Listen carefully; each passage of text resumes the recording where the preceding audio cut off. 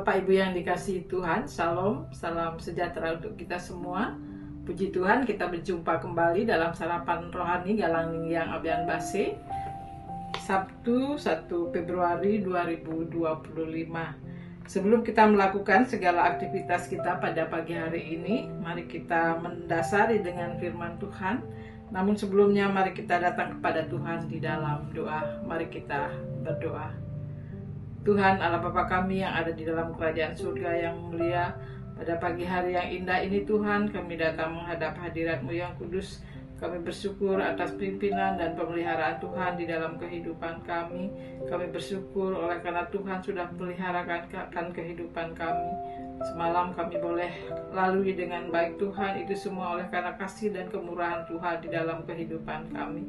Dan pada pagi hari ini Tuhan, sebelum kami akan melakukan segala aktivitas dan kegiatan kami rindu untuk mendengarkan akan kebenaran firman-Mu.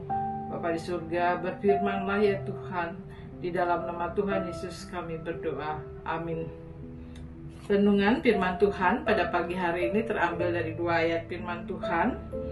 Yang pertama dari Daniel 12 ayat 2. Banyak dari antara orang-orang yang telah tidur di dalam debu tanah akan bangun, sebagian untuk mendapat hidup yang kekal, sebagian untuk mengalami kehinaan dan kengerian yang kekal. Yang kedua di dalam Roma 14 ayat 9. Untuk itulah Kristus telah mati dan hidup kembali, supaya ia menjadi Tuhan baik atas orang-orang mati maupun atas orang-orang hidup. Tema firman Tuhan pada pagi hari ini, hidup dan mati adalah milik Tuhan.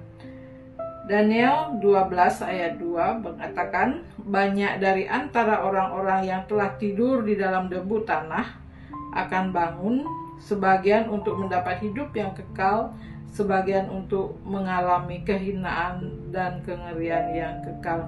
Bapak Ibu yang dikasihi Tuhan, kitab Daniel 12 memberikan gambaran mengenai masa kesusahan yang dihadapi oleh umat Israel. Masa tersebut dipenuhi dengan kekerasan serta kekejaman.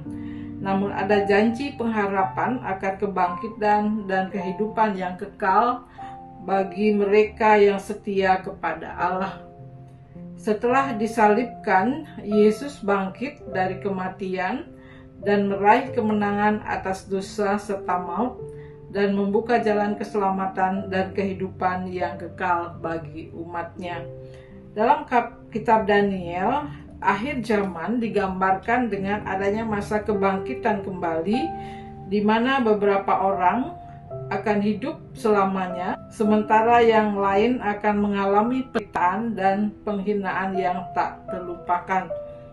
Bapak Ibu yang dikasihi Tuhan, kehidupan kita bagaikan surat terbuka yang dapat dibaca semua orang. Karena itu tiap orang percaya sepatutnya selalu menjaga kehidupannya agar tidak menjadi batu sandungan, sebaliknya harus menjadi berkat. Gambaran akhir zaman sekiranya tidak membuat orang-orang percaya menjadi gentar. Selama kehidupan kita telah dengan sungguh berpengharapan dan bergantung kepada Allah, maka janji penyertaannya adalah sebuah kepastian. Petrus menuliskan sikap yang sepatutnya dimiliki oleh orang percaya pada akhir zaman. Yang pertama adalah mampu menguasai diri. Hari-hari akhir ini ada banyak hal atau kejadian yang dapat memancing kita untuk berbuat dosa. Banyak orang mudah marah, mudah terpancing melakukan hal-hal yang jahat, bahkan ada yang rela untuk membunuh. Itu semua terjadi karena mereka tidak mampu menguasai diri. Yang kedua, jadilah tenang. Tenang adalah kebutuhan semua orang. Tanpa ketenangan, orang tidak akan mampu menjalani hidup ini dengan baik. Sebaliknya, ketika kita mampu untuk tenang, maka kita dimampukan untuk menghadapi segala sesuatu dengan baik. Alkitab mengatakan dalam Yesaya 30 ayat 15b, dalam tinggal tenang dan percaya terletak kekuatanmu. Hal ini berarti bahwa ketika kita belajar untuk tenang, maka ada kekuatan yang kita peroleh dari Tuhan untuk menghadapi setiap tantangan persoalan hidup yang terjadi di dalam kehidupan ini. Seperti Daud katakan bahwa hanya dekat Allah saja aku tenang. Bacaan yang kedua di dalam Roma 14 ayat 9. Untuk itulah Kristus telah mati dan hidup kembali, supaya ia menjadi Tuhan, baik atas orang-orang mati maupun atas orang-orang hidup. Kita melihat dalam ayat 19 bahwa Kristus adalah Tuhan atas orang mati dan orang hidup. Karena ia mati untuk dosa-dosa kita dan kemudian menaklukkan maut. Pada kebangkitannya ia diangkat ke sebelah kanan Allah, di mana ia memerintah sebagai Tuhan atas orang hidup dan orang mati. Di sini kita diingatkan bahwa hidup kita bukanlah milik kita sendiri. Kita tidak menentukan arah hidup kita atau saat kematian kita. Allah berdaulat atas hidup atau mati kita, dan bahkan atas cara kita hidup dan cara kita mati. Ada banyak teka-teki dan misteri tentang hidup kita. Ada banyak hal yang tidak kita pahami dan banyak hal yang kita pertanyakan. Namun kita dipanggil untuk menaruh kepercayaan kita kepada Kristus sebagai Tuhan kita. Di dalam Kristus kita menjadi milik Tuhan. Kita dimiliki oleh Tuhan lewat penebusan Yesus melalui kematian dan kebangkitannya. Yesus telah menebus kita dari perhambaan dosa di kayu salib, yang menjadikan kita hidup untuk Tuhan, dan jika kita mati untuk Tuhan. Jadi baik hidup atau mati, kita adalah milik Tuhan. Rasul Paulus juga menegaskan bahwa kamu bukan milik kamu sendiri, sebab kamu telah dibeli dan harganya telah lunas dibayar. Karena itu muliakanlah Allah dengan tubuhmu. Sebagai orang yang menjadi milik Kristus, hidup sesuai dengan kehendaknya untuk kemuliaannya. Karena itu selama masih ada kesempatan bagi kita, marilah kita berbuat baik kepada semua orang. Rasul Paulus berkata, tetapi jika aku harus hidup di dunia ini, itu berarti bagiku bekerja memberi buah, melakukan pekerjaan Tuhan, melayani Tuhan dan sesama, dan menjadi berguna bagi kerajaan Allah. Dari firman Tuhan ini kita belajar 3 hal. Yang pertama adalah jika kita hidup, hiduplah untuk Tuhan.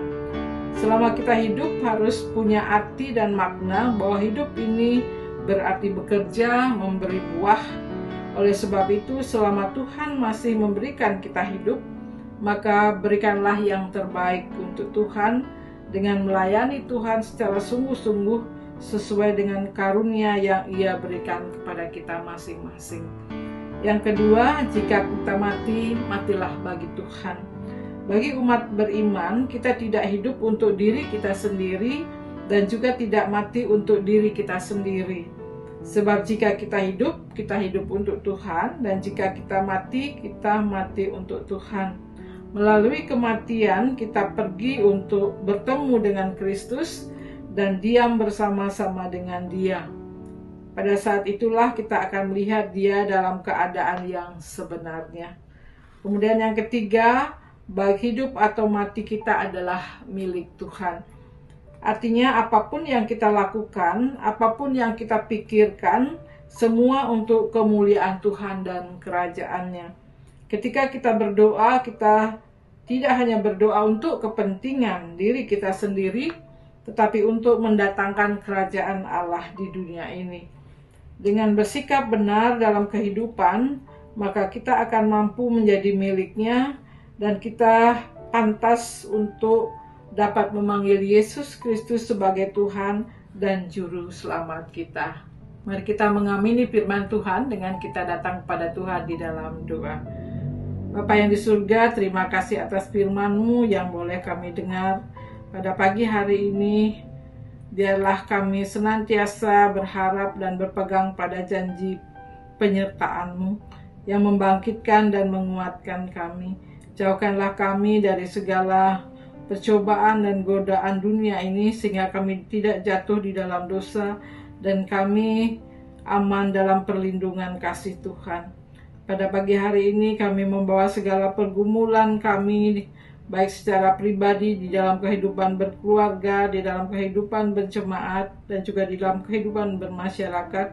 Ulurkanlah tangan pengasihan-Mu Tuhan, biarlah Engkau yang memberikan jalan keluar yang terbaik dari setiap persoalan yang boleh terjadi di dalam kehidupan kami. Dan pada pagi hari ini kami membawa saudara-saudara kami yang ada dalam keadaan sakit.